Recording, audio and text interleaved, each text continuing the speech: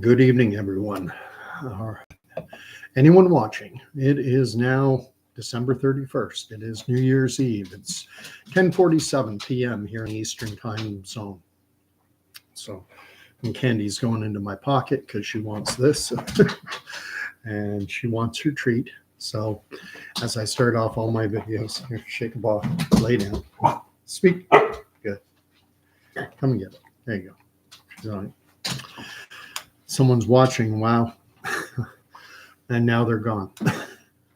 Seems to happen. You have a viewer count up here, tells you how many people are watching, and it seems to go 101. I sometimes think it's a bot. I imagine most people watching this will catch it after the fact. As always, thank you to everyone. 2023 coming to an end. I've started doing more and more of these, and thank you to everyone who watches, to those who hit the thumbs up, to those who have subscribed. 159, I think, is the number right now. Very much appreciated. And I thought I'd end the year with a quick little video talking about things that you're not allowed to think. You'll hear me often on this channel.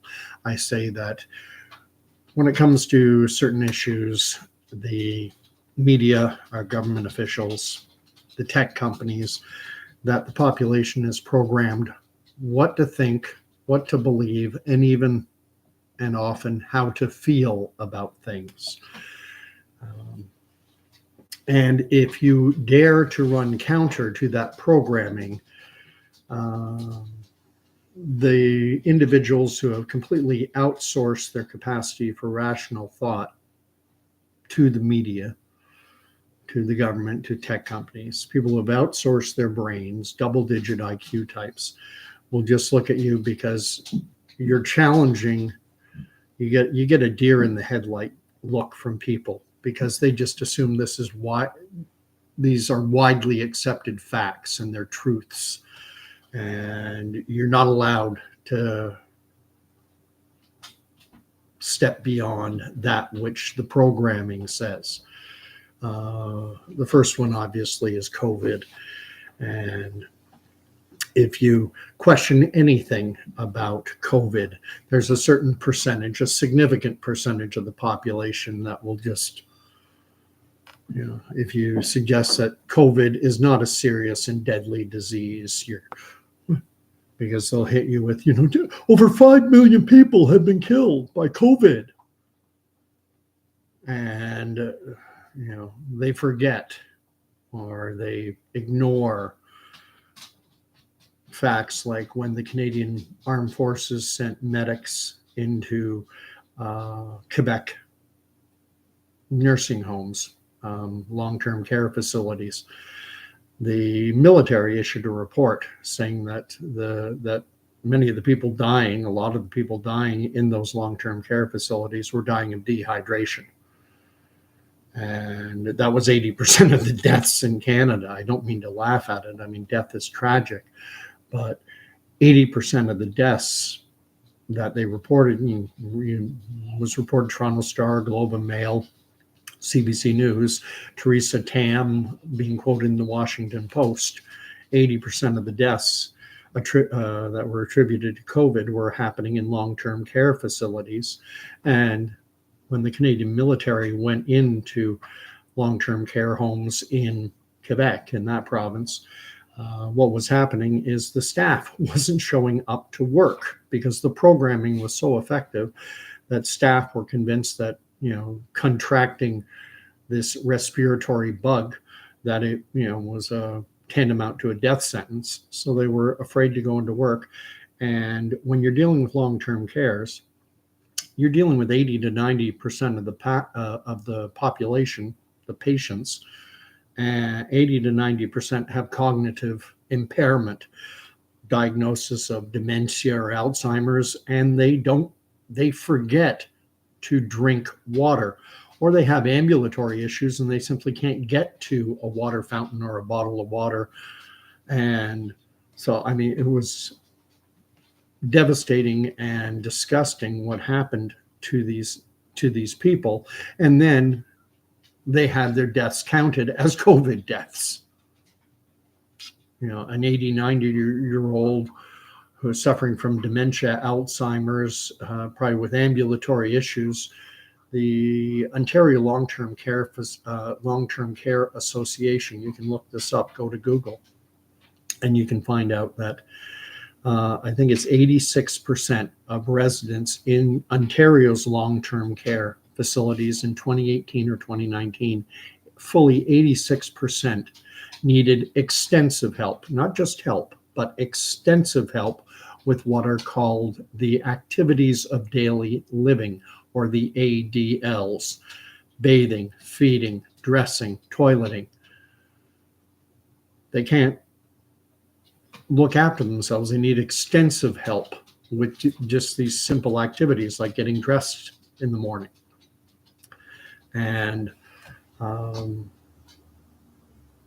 76%, I think, is the number. It's somewhere right around 75% already are suffering from cardiovascular diseases, circulatory diseases, an incredibly sick and frail population. I would invite anyone, go onto the Ontario Long-Term Care Association website, and they give you the statistics of their patient population. And it's sad and depressing. That was 80% of our deaths that were counted as COVID. So if you dare to question, really 5 million people, or actually I think it's 7 million now. You're not allowed to question the figures. You're just supposed to go along with everything. The other one, of course, is climate change. Another one, and if you, it's just there's again a significant portion of the population who have been programmed to believe that human activity on the planet is destroying the weather, and that everything is now climate change. If we have a hurricane or a tornado or a forest fire, whatever, everything is climate change. And climate change is driven by human activity. And you can bring up simple facts. I mean, obviously climate changes. Climate has changed forever, and you don't have to go back into antiquity. You don't have to go back into prehistoric times. You can go back to the year 950, 1000, when we had the medieval warming period, which lasted from in and around 950 AD, or Common Era, if you prefer that, from 950 until about the year 1400. There was this period called the medieval warming period. Temperatures soared in the northern hemisphere. The Greenland became a green land, and the Vikings named it Greenland because it was green, and they established permanent settlements on Greenland. And those settlements. Now, before I go on, with those that global warming that led to Greenland becoming hospitable for human settlements, was that man-made climate change? Well, no, that wasn't. Oh, okay. So climate can change irrespective of human activity. Climate changes. What happened in 1400 is we went through another period of climate change, because climate constantly changes. And the next era to come in, they call it the Little Ice Age, and it lasted from somewhere around 1400 till about 1800, give or take. And that was referred to again as the Little Ice Age. And there were cataclysmic weather events all over Northern Europe, Western Europe. People thought it was unnatural back then, because unfortunately, when you encounter weather, there's something called living memory.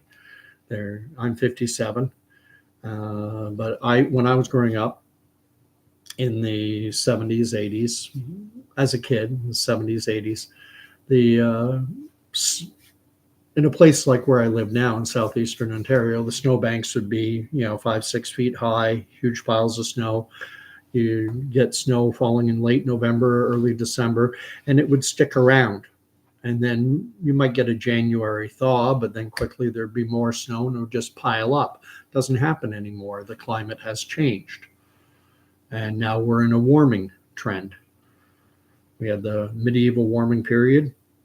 950 to 1400. Then we had the Little Ice Age, 1400 to 1800. And now we've re-entered a warming period, 1800. If it lasts the same 400 years, we've got another couple hundred years of this warming trend. And then in comes a cooling cycle, perhaps. I mean, is it human activity? And there are plenty of individuals who counter this argument. There's a gentleman, I forget his name. I watched him do an hour-long interview. He's the former head of meteorology for both Harvard and MIT, Massachusetts Institute of Technology. And the science, so-called science, that supports anthropomorphic climate change, anthropomorphic meaning meaning human, morphic meaning change, human caused climate change.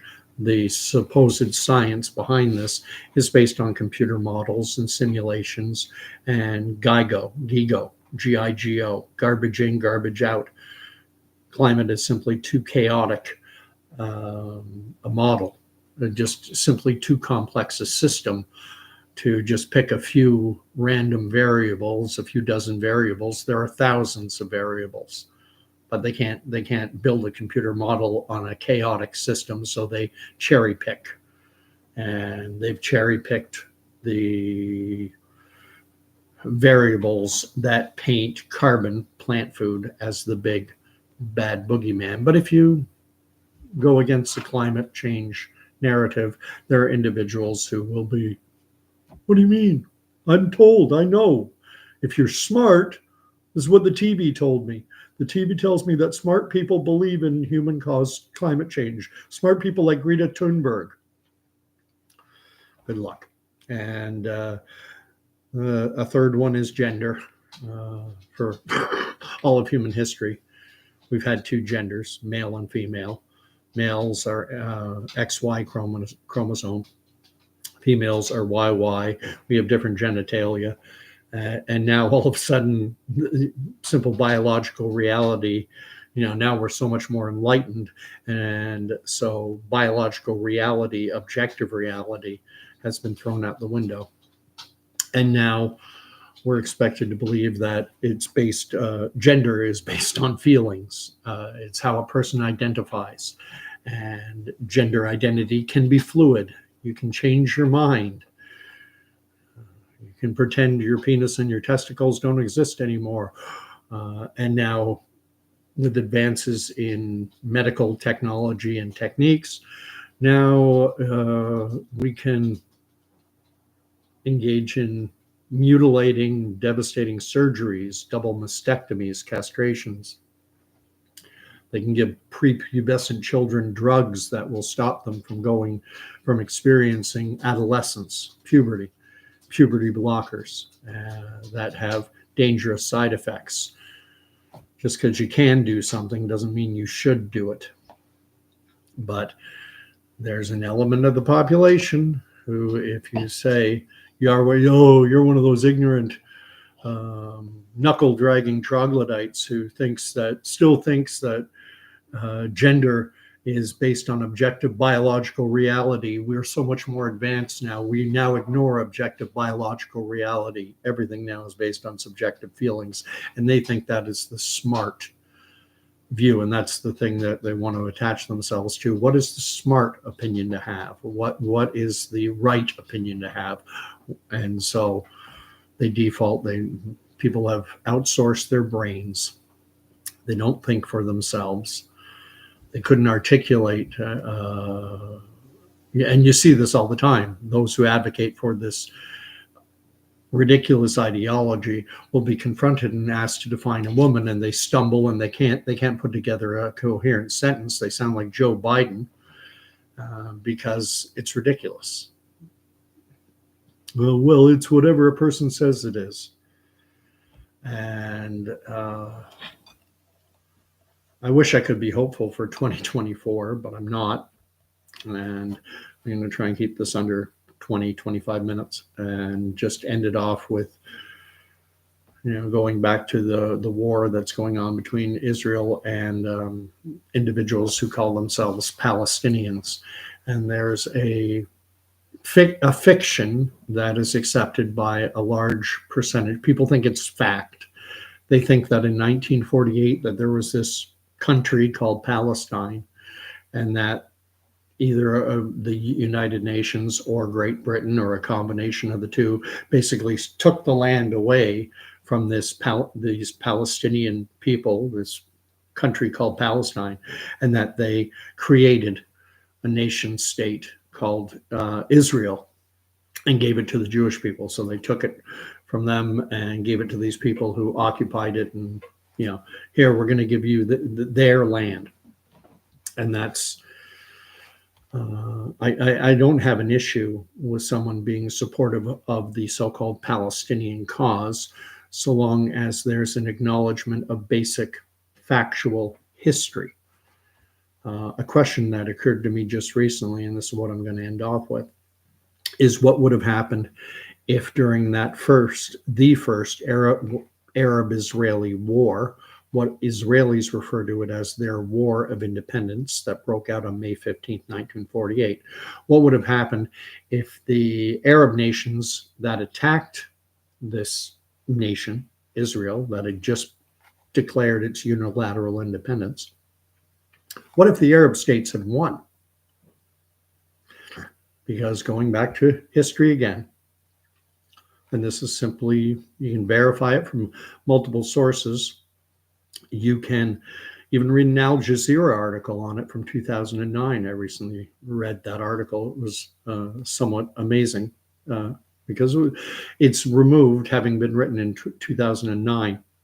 It's removed from this current conflict that's going on, that's driving so much emotion, and emotion clouds judgment. It clouds reason. I don't want to go off on another tangent, but that's what happened during COVID. People were so scared that they lost their capacity to think, and people are so emotionally engaged with what's happening in the Gaza Strip right now, and it is devastating, and their emotions circumvent their ability to even understand basic history. So the question I was asking myself is, what would have happened if those Arab nations, if they had won? What if they had won? Would we have this country called Palestine? There had never been a country called Palestine. That territory, prior to May 15th, 1948, was the expiration date on the British mandate for Palestine. The mandate was created in 1920 in the wake of World War II at something called the San Remo Conference, where they were hammering out how to deal with the Middle East. The two primary players being France and Great Britain. They had this Sykes-Picot agreement that was dividing up areas of influence. We'll call this one Syria, this one Iraq. We'll call, this one, we'll call it the Mandate for Palestine. We'll create the United Arab Emirates, states like Qatar, Abu Dhabi, Bahrain, etc. So they were dividing it all up. So in 1920, they established the British Mandate for Palestine. And it existed from 1920 to 1948. And when it was established, the mandated territory included all of present-day Israel and Jordan. Jordan didn't exist in 1920. And they took part of the British Mandate for Palestine, and they created a Palestinian state. The name that was given to that Palestinian state was Transjordan. That's what it was called. It was at its inception. It was a protectorate of Great Britain until 1946, when they got their independence, and then they changed the name from Transjordan to simply Jordan. So why didn't they call it Palestine? Who cares? Prior to World War I, well, right up until the end of World War I, this area that some refer to as Palestine was part of the Ottoman Empire, and it was part of their Syrian district. It was the southern part of their Syrian district. And before the Ottomans had it, there was Mamluks, I forget the name exactly. There was an Egyptian group that had control of it. The Ottomans, of course, were from Turkey. the Ottoman Empire is called. So it went from Britain had it before them, the Ottomans had it before them, an Egyptian group had it. And there were periods where the Crusaders, Western European nations, had control of it. And before that, there was a period when it was part of the Arab or Arabian Caliphate, when basically it wasn't called Saudi Arabia back then, but the Arabian Peninsula, when Islam expanded its borders and Arabic peoples populated a large part of the world. So it was part of that Arab Empire.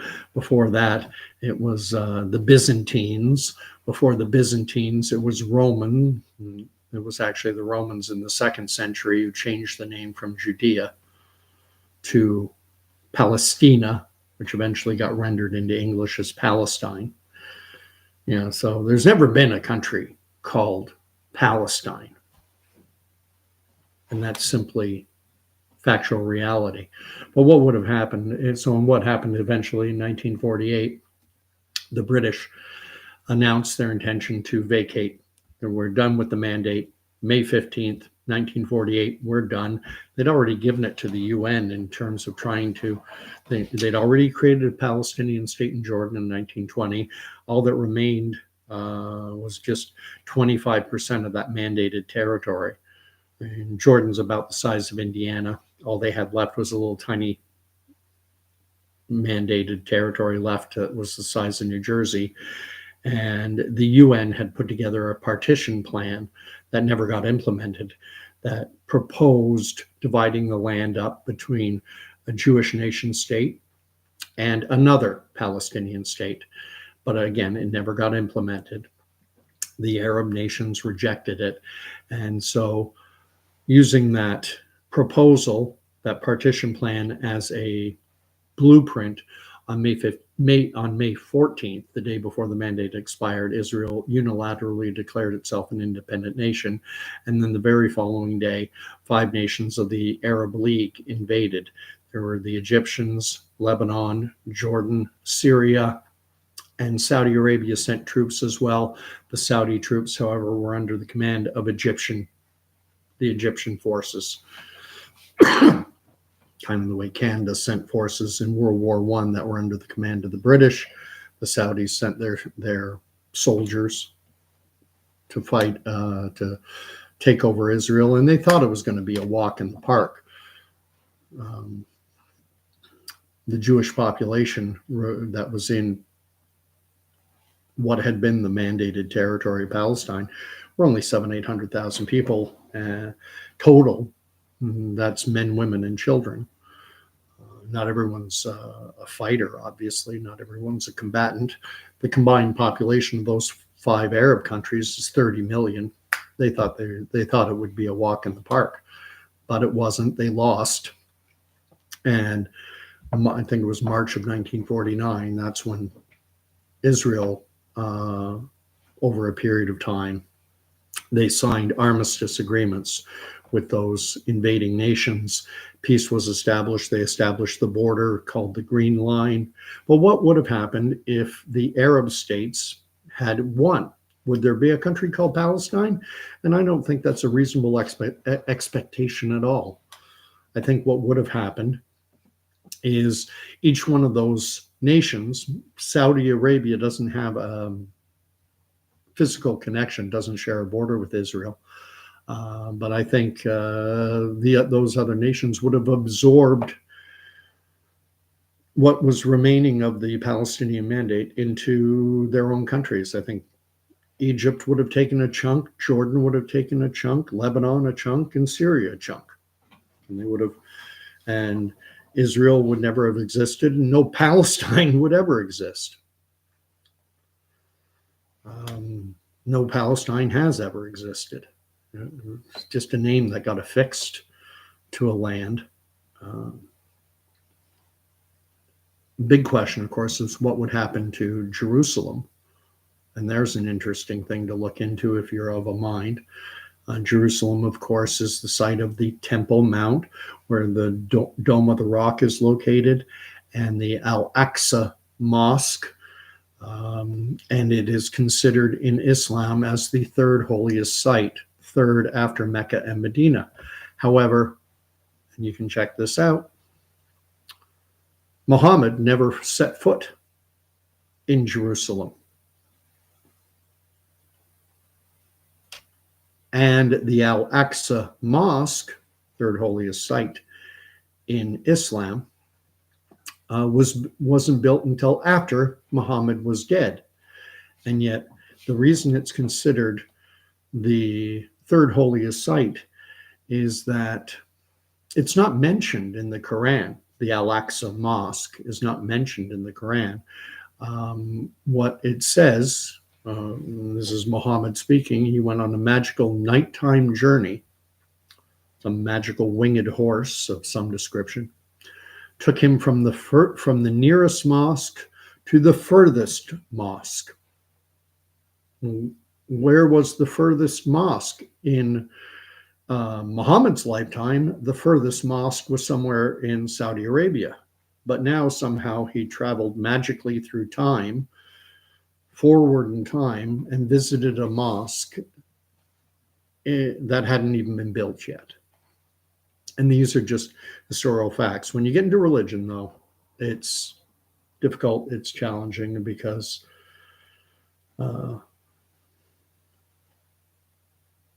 faith.